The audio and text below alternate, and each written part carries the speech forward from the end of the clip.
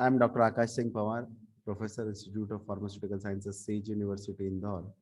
और हम लोग बात कर रहे थे बायो फार्मास्यूटिक्स की, जिसमें हमने अलग अलग चीज़ों का इम्पोर्टेंस देखा कि what is the role of dosage form, what is the role of your route of drug administration, what is the meaning of physicochemical properties in biopharmaceutics.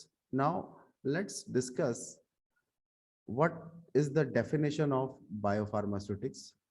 तो पहली डेफिनेशन तो हमने देखी थी जिसमें बायो प्लस फार्मास्यूटिक्स था, जिसमें bio refers for life and pharmaceutics is the science of formulation.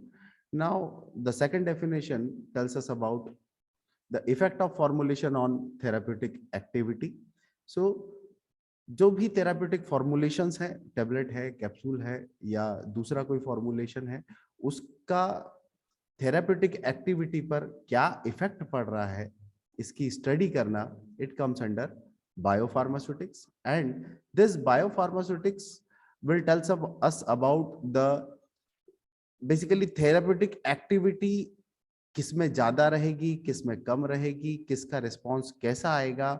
That is the meaning of biopharmaceutics. Now let's move towards our next definition, the factor influencing the rate and the amount of drug that reaches to the systemic circulation, that is biopharmaceutics.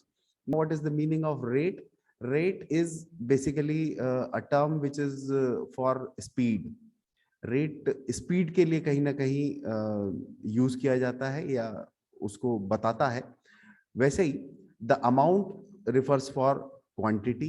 तो speed and quantity of drug that reaches to systemic circulation. यहां पर एक पहला question जो आता है वो आता है कि why systemic circulation.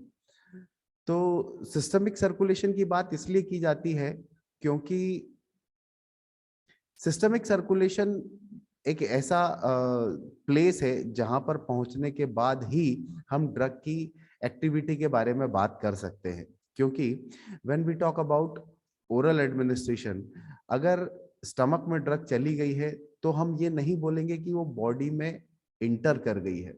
It is in the stomach but it will not reach to the target site. It may not reach to the target site because अगर उसका एब्जॉर्प्शन नहीं होता है, अगर वो सर्कुलेटरी में इंटर नहीं कर पाती है, तो एज इट इज वो एक्सक्रीट भी हो सकती है. अभी भी एक चांस है कि ड्रग जो है वो बॉडी के अंदर इंटर न कर पाए या टिश्यू लेवल पे या जहां पर भी उसका टारगेट साइट है वहां तक वो ना पहुंच पाए. अगर हम बात कर रहे हैं ओरल रूट की, so if absorption is not there, it will not reach to the target site. और टारगेट साइट पर it is not practically possible कि हम हर ड्रग का अमाउंट हर बार कैलकुलेट कर पाए. जरूरी नहीं है कि हम टारगेट साइट पर जाकर एक एक टारगेट साइट पर जाकर वहां पर कितना अमाउंट ऑफ ड्रग पहुंचा वो हम कैलकुलेट कर पाए. So it is very necessary to calculate the amount of drug at circulatory system, that is blood और plasma.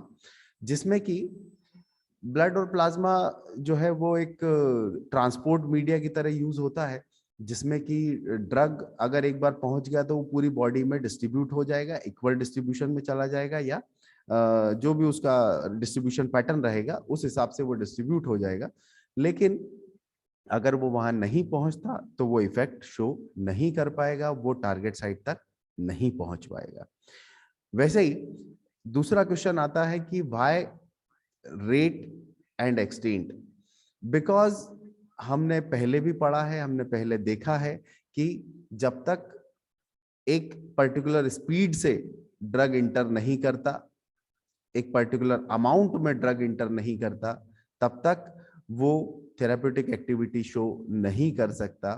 As the drug reaches in the systemic circulation or in the at the target site with a particular amount and with a particular speed, तो ही वो pharmacological action show कर पाएगा। जब तक वो minimum effective level को cross नहीं करेगा तब तक वो उसका थेराप्यूटिक एक्टिविटी शो नहीं कर पाएगा, या फिर हम ये बोल सकते हैं कि वो एक पर्टिकुलर टाइम तक उसको इफेक्ट को शो नहीं कर पाएगा। वो आएगा भी तो इफेक्ट बहुत थोड़ी सी देर के लिए आएगा और वो वापस चला जाएगा।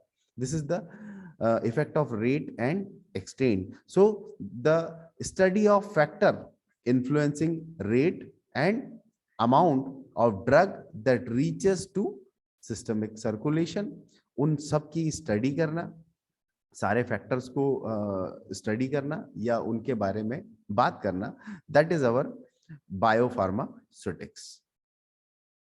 Next definition, that is biopharmaceutics is pharmacokinetics plus pharmacodynamics, the study of pharmacokinetics plus study of pharmacodynamics, that will gives us the biopharmaceutics.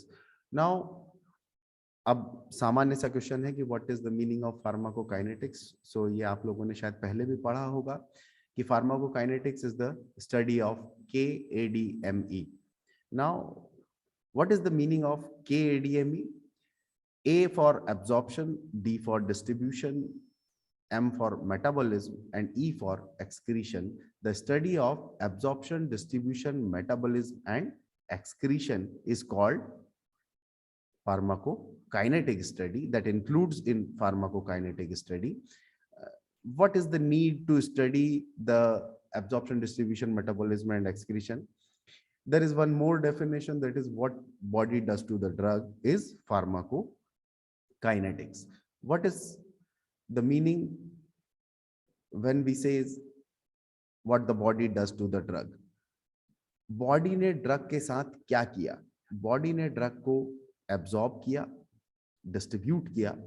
जब एक ड्रग बॉडी के कांटेक्ट में आई या बॉडी के इंटर किया, तब बॉडी ने क्या किया? सबसे पहले एब्जॉर्प्शन किया, उस ड्रग को एब्जॉर्ब किया, उसके बाद उसको डिस्ट्रीब्यूट किया पूरी बॉडी में, उसके बाद उसे मेटाबोलाइज किया, उसके बाद उसको एक्सक्रीट किया या एलिमिनेट किया।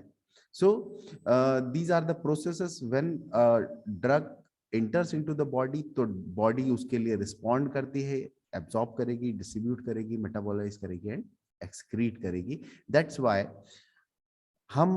उसको हम टर्म दिया है हम लोगों ने कि pharmacokinetics, and that pharmacokinetic study gives us the all processes which belongs to body, या जो बॉडी ने ड्रग के साथ किया। And what is pharmacodynamics? Pharmacodynamics is the part where we discuss about what the drug does to the body. Drug ने body के साथ क्या किया वो पूरा इंक्लूड होता है किस चीज में? वो पूरा इंक्लूड होगा आपके फार्माकोडायनामिक पार्ट में। अब डायनामिक पार्ट में क्या आ जाएगा? बॉडी, ड्रग ने बॉडी के साथ क्या किया? ड्रग ने बॉडी के साथ किया फार्माकोलॉजिकल एक्शन या response, that comes under your pharmacodynamics. अगर सर दर्द था तो हमने एक टेबलेट खाई, उसके बाद बॉडी वो अंदर गई, अंदर जाने के बाद पहले वो एब्जॉर्ब हुई, डिस्ट्रीब्यूट हुई, मेटाबोलाइज हुई, एक्सक्रीट हुई। दैट मींस फार्माकोकाइनेटिक पार्ट हुआ उसके साथ फर्स्ट रिएक्शन बॉडी ने दिया, बॉडी ने उसको रिस्पॉन्ड करके absorb, distribute, metabolise and excrete किया। मीनवाइल जो पार्ट ड्रग ने किया वो क्या था? वो था उसका फार्माकोलॉजिकल एक्शन। फार्माकोलॉजिकल एक्शन क्या हुआ? उसका सरदर्द बंद हो गया पेशेंट का। That is pharmacodynamics. So this is the definition.